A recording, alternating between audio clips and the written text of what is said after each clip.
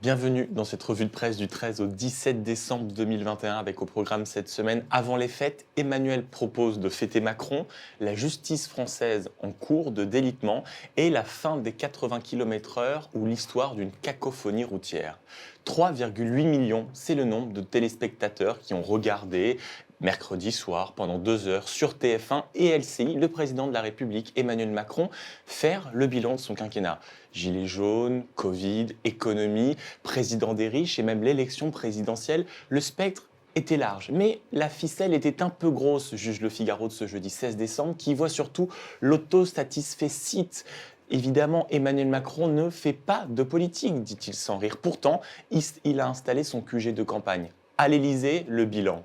C'est lui le programme, c'est lui le candidat, c'est lui notre Vincent Trémollet de Villers dans son édito. Pour Cécile Cordunet, dans Les Échos, Emmanuel Macron a répondu au code de la politique de toujours des longueurs, de l'autojustification, des mea culpa plus ou moins appuyés avec l'utilisation répétée de l'expression « j'ai appris », des questions aussi téléphonées, une attention particulière à citer les vrais gens croisés sur le parcours, les infirmières désespérées de Toulouse, le conducteur de poids lourd, l'auxiliaire de vie, en bref, le jeu bien rodé du futur candidat qui ne le dit pas encore, conclut l'éditorialiste du quotidien économique. Pour l'opinion, ce n'était pas un retour à la politique traditionnelle, mais un rendez-vous chez le psy. Avant de descendre dans l'arène, les confessions intimes de Macron, analyse Nathalie Segaune. Comme chez le psy, écrit-elle, les mots avaient parfois du mal à sortir, il a exposé son humanité, il s'est dit bouleversé par une Marseillaise entonnée à Marseille, il s'est montré vigilant quant aux erreurs qu'il avait faites pour éviter de les reproduire, et a même utilisé le langage amoureux pour conclure cette séquence télévisuelle. Il a même dit « Je pense que ce que nous avons vécu ensemble est inoubliable ».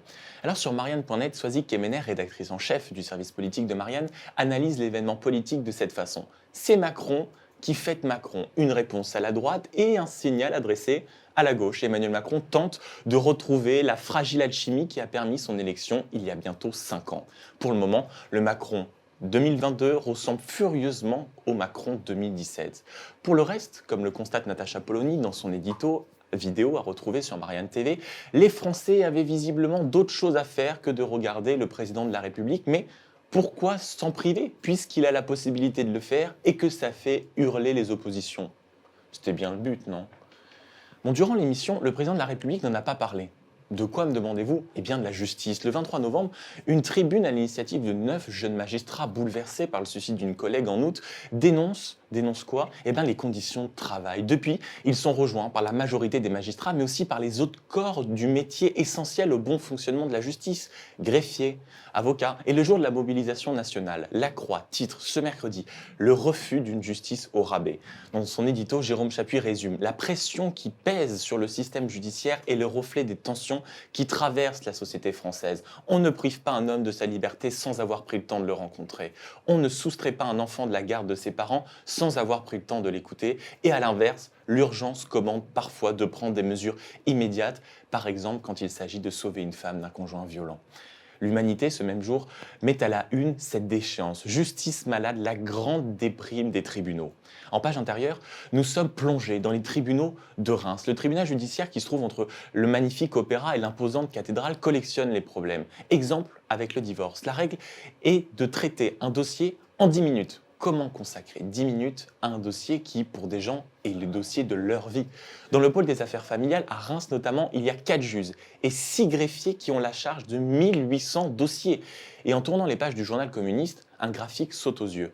Nombre de juges pour 100 000 habitants, 10,9 en France, c'est 13,3 en Belgique, 24,5 en Allemagne. Budget du système judiciaire en euros par habitant, 69,5 en France, c'est plus élevé chez nos voisins frontaliers, 92,6 en Espagne, 83,2 en Italie. Enfin, en France, il faut en moyenne 420 jours pour qu'une affaire civile ou commerciale soit résolue. C'est naturellement l'un des plus hauts taux d'Europe. C'était il y a 3 ans Tenez, souvenez-vous, 3 ans et demi, le couperet législatif en quelque sorte. Les 90 km/h sont morts, vivent les 80 km/h sur les routes secondaires. C'était le pari et la volonté d'Édouard Philippe et il n'en a pas fallu plus pour lancer une fronde contre le gouvernement, vite rejointe d'ailleurs aussi par les Gilets jaunes.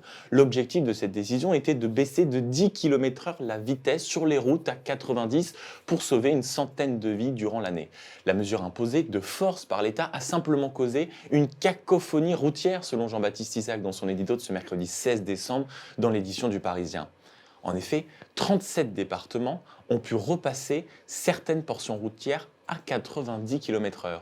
On pourrait noter presque une sociologie de ces cas et de ces décisions. Les départements plutôt de tendance droite ou centre-droit repassent à 90 km/h.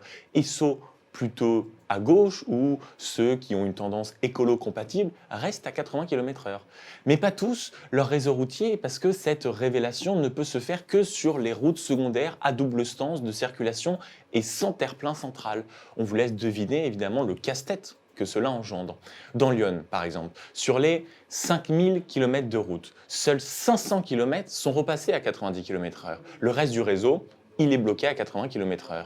L'incohérence de ces décisions est dénoncée par les associations d'automobilistes. Il est complètement idiot, disent-elles, idiot d'avoir une petite départementale limitée à 90 à côté d'une énorme nationale avec des panneaux à 80. D'autant plus qu'à présent, les automobilistes ne savent plus à combien rouler et ils préfèrent se limiter à 70 km/h en permanence.